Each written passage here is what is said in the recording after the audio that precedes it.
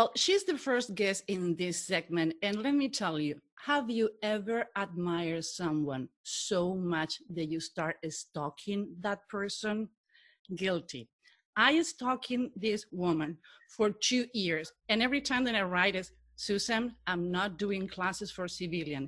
And when she finally did, she let me know. And I was one of the students. I have read her book, her TED Talk. You're going to have the link. You're going to have the chances. And I need to say something. Not only keep your book, the marker you give me, and this is the book that you signed for me, and I don't let anybody else read. I read the old copy. Lena, Sisco, how you doing? I am doing fantastic. Thank you. So how this 5'4" Italian for Rhode Island ended up being such a badass lady, being from the CIA and Guantanamo. Tell me how the story started, because it's fascinating. So I think it begins being an Italian and growing up in my family. So they made me hardcore. But I was an archaeologist, and that's all I ever wanted to be. I wanted to become the next Indiana Jones. And I got my master's degree from Brown University. I was off digging, living the most amazing life in Tuscany and Greece. I loved it. But I felt like, wow, I don't feel like this is the thing that I'm meant to do. So I came back home. I didn't have a job. I graduated. I didn't have a job. My dad's like, well, what are you going to do now? You have to make money. And so I had a good friend, and he said, well, why don't you just join the Navy Reserves? They'll pay you. And I thought, oh man, I don't know about joining the military. I've never thought about that. I can't be in the military. I'm like, I was an archaeologist. I'm like, no. And then I don't know. I just was thinking about it a little more seriously for a couple of weeks. I was like, what the heck? I'll sign up. It's only 6 years. And so I end up signing up, and it was the best decision I ever made. I had no plans. Where I am today was not planned out, was not thought about. Everything just sort of fell into place. And I'm so thankful it did. And I followed my gut because I love what I do. And your book, you says, if I can read mommies, I can read people. Yeah, right. Yes. So the funny thing is, because people are like, okay, how do you go from being an archaeologist to an intelligence analyst, which I was when I first came in. And if you look at the two professions, they're kind of similar, because as an archaeologist, I was digging up things and piecing together a big puzzle. And as an analyst, you do the same thing. So how was the transition? Because in your book, you talk about that you cannot tell your family what you're doing. And every time going away from your family was really difficult. And how was the experience to, obviously you cannot divulge how you ended up in the CIA, and I respect that. But tell me how you went from United States to Guantanamo, and how was the experience? Because I think you're the only person who asked for an extension to be longer, because that's how much you like it.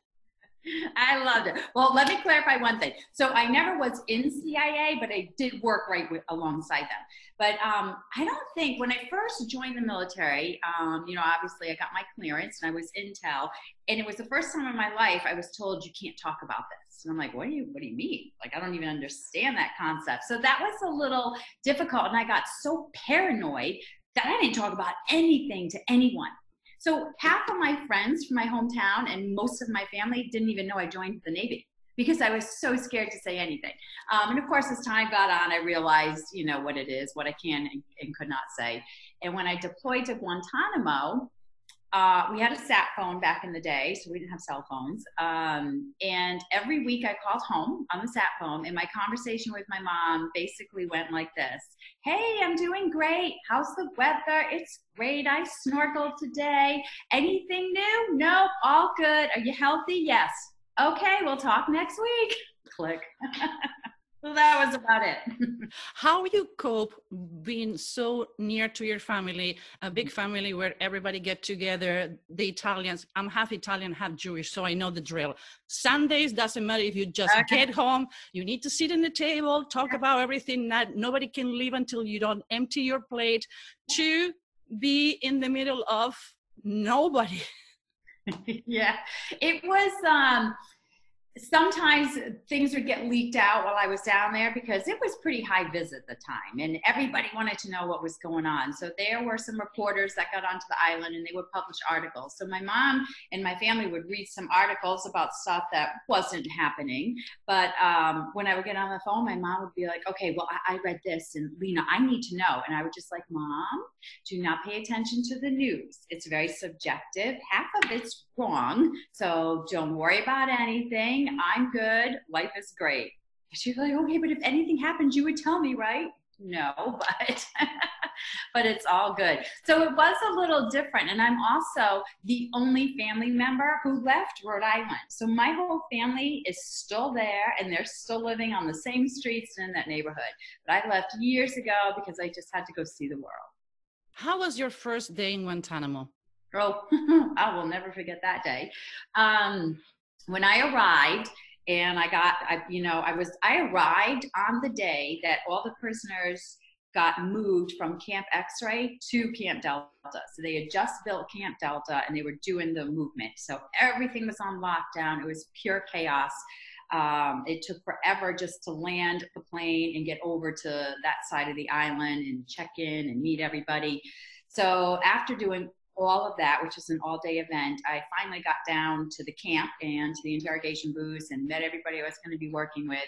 And so a couple of people gave me a tour of the interrogation trailers. So we had big trailers with about, I think it was like 2, 4, 6, 8, 10 interrogation booths, I think. They had a guard booth and observation booths in between each. So when I got my very first walkthrough, they opened the door and this wave of this smell. You can say it. Oh, pee and sweat. Yeah, oh, exactly. Body odor, vomit, urine, and Lysol to cover it all up. And oh my gosh, how on earth am I going to work in this? It just made me want to, and it just gag. And I thought, Lena, what did you do? How did you get here? Number one, you were in Greece and Italy digging. It was beautiful. You love the Mediterranean, and now you're in a prison and it stinks and it's nasty. I'm like, how did I get here? It was just such a reality shock that I really thought, oh my God, did I make the wrong decision? Why am I here? This is not where I'm supposed to be. But a week went by and I realized it was exactly where I was supposed to be. And I loved it. I want to be really careful with the questions because I know that you still keep a lot of things in your life that you cannot say. But let's go one step back because digging mummies, you went to military life. Why you choose interrogation? Why you choose that hardcore part when you could still be behind the scene? You went to at front of the scene. Mm-hmm. So I actually didn't choose it initially. I was in wargaming. So I finished as soon as you enlist into Navy intelligence, you go through a year of training before they can put you at your unit. And so I was up in Rhode Island at the time. I did my training in somewhere in Massachusetts. Fort Devens, Massachusetts. And when I completed it, I got assigned to the Navy War College in Newport. Beautiful. I love Newport, grew up there.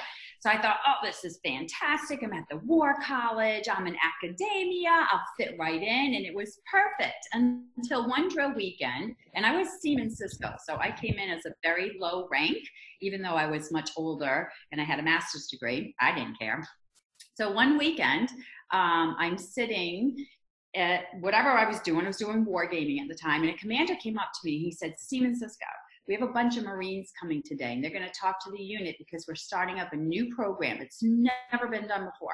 The Marine Interrogator Unit, called IPW, which was Interrogation Prisoners of War, they need help, and they want to look to Navy reserves to help augment them in their interrogator cadre in case of a war. And we want you to consider joining this elite training with the Marines. And I was like, I don't think so. But I'll go listen to them talk. So we all went to this big auditorium at the War College Saturday afternoon, and we listened to this bunch of Marines talk.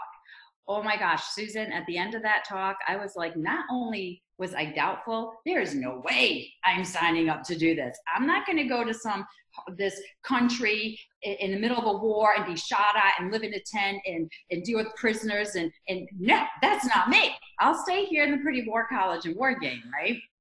So the commander came up to me. He's like, so what did you think? We just think your personality would be great and you're a go-getter and you always, want a challenge. And I said, sir, thank you so much for thinking so highly of me, but this is not the job for me. And I went home that night and I really thought about it all night long. And I just had this feeling in the pit of my stomach like I did something terribly wrong. And I thought, I got to go back and change my answer. For some reason, I'm like, I have to take on this challenge. I didn't know why. So I couldn't explain it. So Sunday morning comes around and we're back at drill.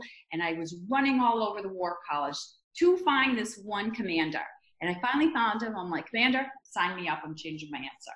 I'll take that training. And he was thrilled. And I was like, I don't know what I'm doing or why I'm saying yes. But again, thank God I did.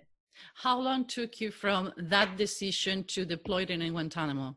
Oh gosh, that decision was in 1997, I think. Hold on. No, 1999. I joined in 1997. So it was a year of training. And then it got into the beginning of 1999 was when I made the decision. And then in 2002, I was in Guantanamo. When I graduated, first of all, when I joined the Marine Corps training, we had training every weekend, every drill weekend, and then we came together for 2 weeks.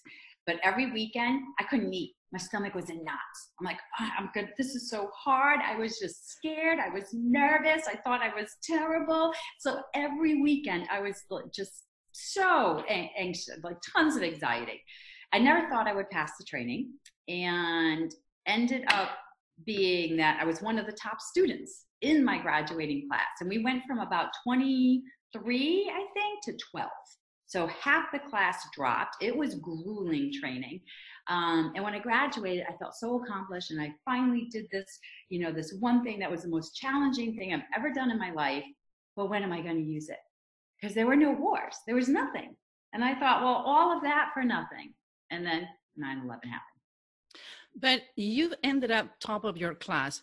But you talk in your book too about an example that when you need to do a presentation in front of the class, and you wasn't happy with the presentation and you came back and worked so hard to the point that you go back and you have a stand ovation about and clapping about your co-student because you didn't I didn't run, I'm gonna get with that. So I think it has to do with your personality. If they tell you I cannot do it, I'm gonna prove you wrong. Yes. Oh my, I will never forget that too. That happened when I was in graduate school. I never had the confidence to public speak or to get up in front of anybody. I would shake with fear. I would stutter, everything. I would just collapse from all the cortisol release. And so that happened in graduate school. It was the very first time that we were given presentations. And I mean, literally, I couldn't even talk. And I was so ashamed and embarrassed. And I was so mad at myself that I let other people create that much anxiety in me. I'm like, I'm safe. Nobody's shooting at me. Nothing is going on here. What caused that? And I got so angry with myself. I'm like, you know what? I'm going to prove to everyone in that class that I can do this, and I'm going to kick ass doing it. Excuse my language.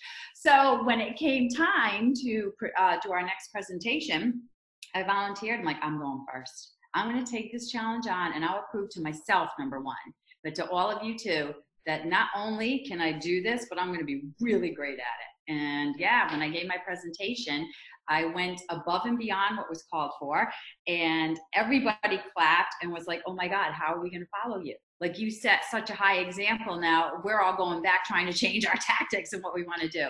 But I just got so upset with myself. And I'm like, no, you're gonna prove to yourself that you can do this. And so I just, I think that was the seed you planned to become the person who graduated on the top of the class a couple of years later. Yeah. Because again, going through the training, I doubted myself every weekend. Every weekend I thought I was going to get dropped.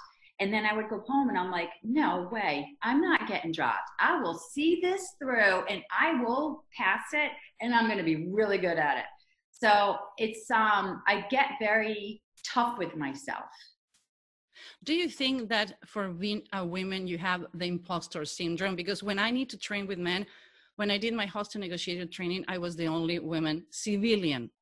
Yeah, Wow. I did all the levels and like, they gonna eat me alive. So first night says, okay, I gonna get more with the sugar spoon that try to be cocky because I'm not cocky. They're gonna eat me. And I was wearing this pencil skirt, this leopard blouse with a bow, my high heels and my handbag and my perfect makeup, and everybody was in uniform. Do you know what I did? I get all the guys for beers and pool. Next day, some of them are my best friend, but I still have the imposter syndrome when I need to go in a training, like I'm gonna fail. Do you ever feel for being or a woman or the imposter syndrome? So what I tell people, especially females, whether you're in military, law enforcement, or it doesn't matter what profession, when you have true confidence, first of all, find it. Whatever you need to do, like with me, it was, being so embarrassed and ashamed of myself. And I was like, no, I'm a fighter. I'm going to fight this. And that's where my confidence came from. Find your confidence, number one. Don't ever oversell yourself because you're going to come across as very insincere and ingenuine. You need your credibility. And be yourself, number two. If you are yourself, that confidence is just going to come out. And people will not look at you as if you're trying to be something you're not. If you're trying to, I say with people who don't have that true confidence, arrogance comes out. Because arrogance shows up when there is no confidence. When people are truly confident, you're comfortable in your own skin and you're comfortable being who you are. So I tell people, I show up with makeup and blonde hair and painted nails. This is who I am. I like it. But man, I will interrogate you and get the confession and get the truth. I'm also confident in that as well. I don't change me to for anybody else, right? Because when you start to change who you are for somebody else, you're not genuine to yourself. And if you maintain that credibility in being genuine to yourself, your confidence is always there. I read too that confidence gets you for your first interrogation wasn't good. You're like, oh my God, what I did.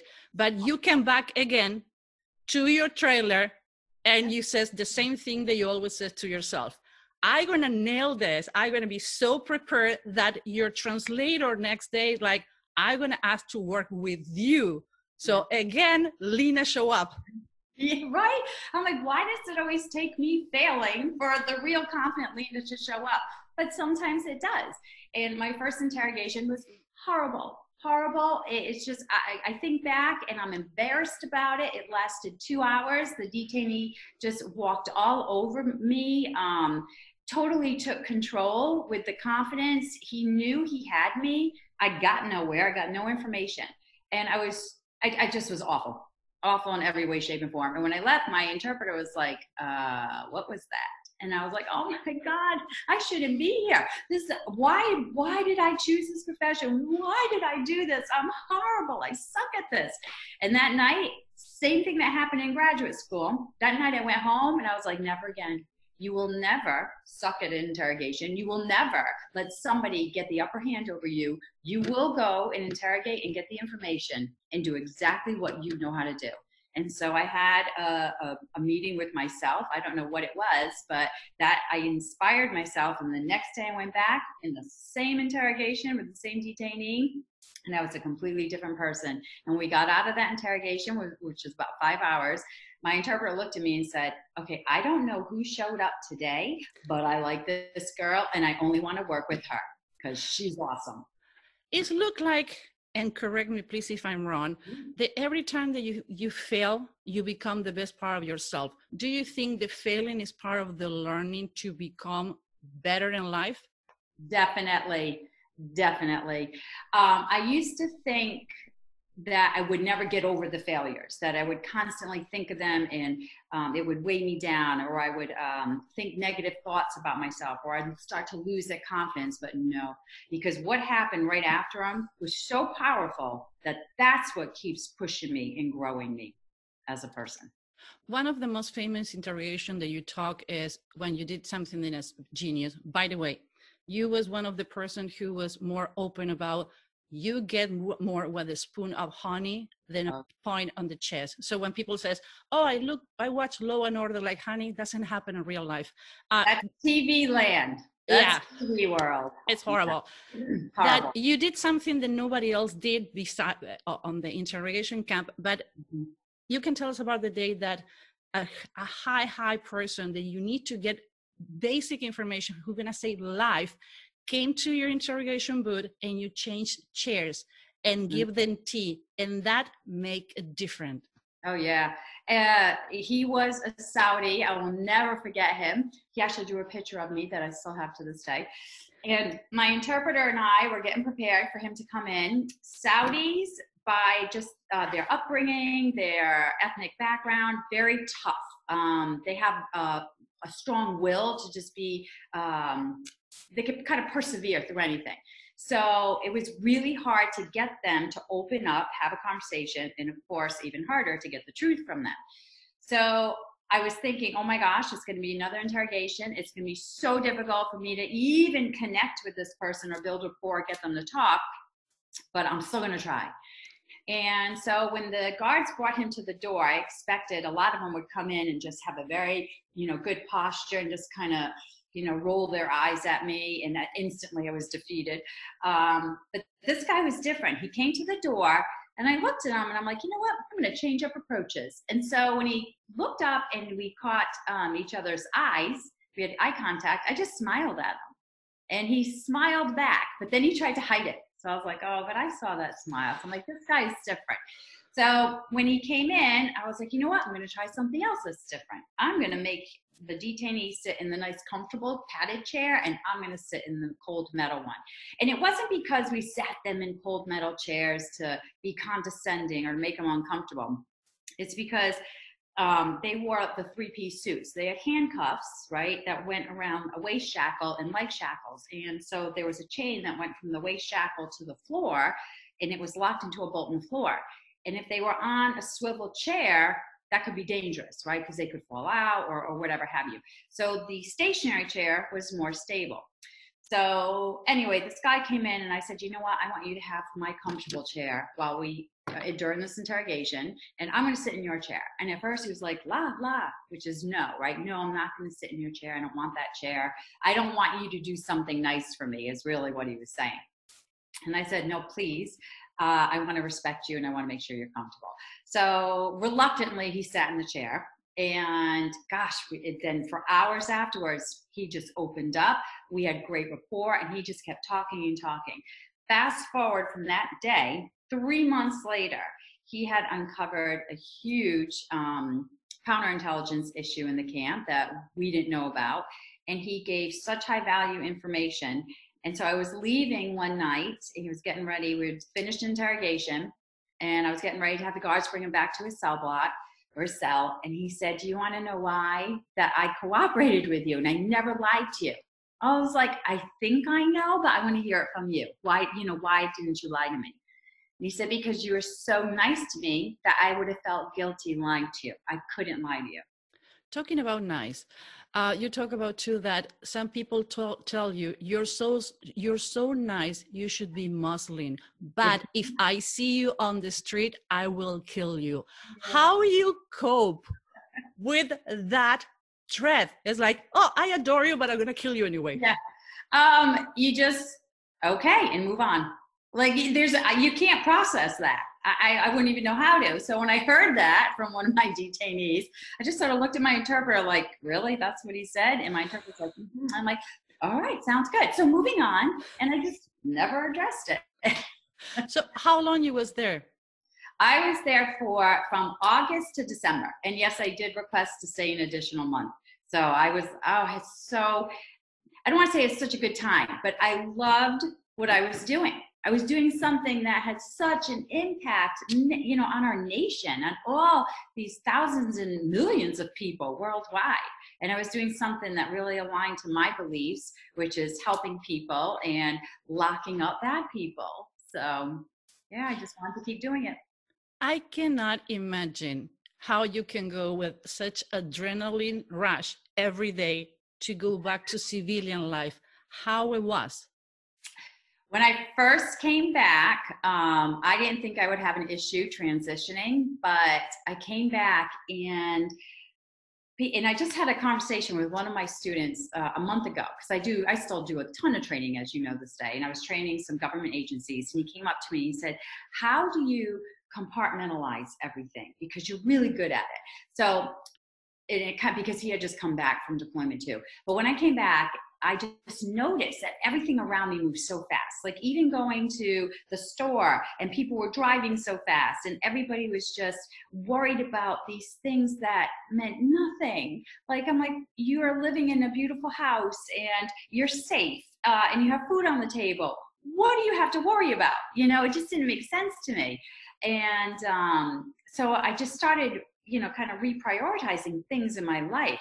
But, month after month, and now this has become my reality again, I slipped right back into worrying about mundane little things that I shouldn't. Getting aggravated over stupid things, like whatever it is, just insignificant stuff. And I was just back in the rat race. And so I slipped back into it. But that little adjustment period really made me take a step back and say, wow, this is my life. I should be thankful for so much. Yeah. And how you become a trainer, a coach, and when your line come back to life, and why? All right. So a trainer and a coach. I have been training since 2003. I love it. So from that time in Brown where I completely failed and said, never again, I don't know what happened that day, but now it's something that I can't imagine not doing. And my father's a professor too, so maybe it's in my genes. I don't know. But I'm sorry, by the way, your dad get really pissed off when you decide not to be an accountant. You should have been an accountant too. Oh, yes. Oh, yeah. That will never happen. Even today, he's like, Lena, your taxes. Yeah, I can't. I'm not a numbers girl. I'm a people girl. But when I got back from Gitmo, I was still drilling, right, finishing out my deployment at ONI, Office of Naval Intelligence. And so they asked me, hey, your experience is so recent and it's so new. We want you to run the next interrogation school. And so that was the first time I trained, and then I never stopped. Oh my gosh. And I trained public sector, private sector, law enforcement. I'm doing tons of training for them right now. I train NASA and NGA, National Geospatial Agency, in leadership competencies. I got certified along the way in leadership skills and organizational change management skills, because a lot of my background as an interrogator and interviewer and body language and deceptive analysis expert has to do with interpersonal communication skills. And every leader has to know that. So they all kind of mesh into this, big conglomerate of techniques. So yeah, I did a compound questions that was wrong. And by the way, it's on your book. I remember. So how you line come back to life? So the book, you mean? Yeah. Oh gosh. So that is my go-to method. Okay. I've developed a method, and I finally over the years have figured out what it is. And Rebel's my method, is in your lying. So take it further. I have embellished it. I have tweaked it. I perfected it. And so this is what I train law enforcement to this day. And it's a method that focuses on non-accusatory interviewing practices, on building rapport, and on deceptive analysis, accurately detecting deception. So with that, I do a ton of law enforcement training, but I also have started to get with the times and do some online training. So I have hosted a couple courses on Thinkific. They're slowly getting out there. I've already posted one. It's active, and it's a train the trainer in a very elite trade craft, which is called elicitation, both for public and private sector. So that's a train the trainer.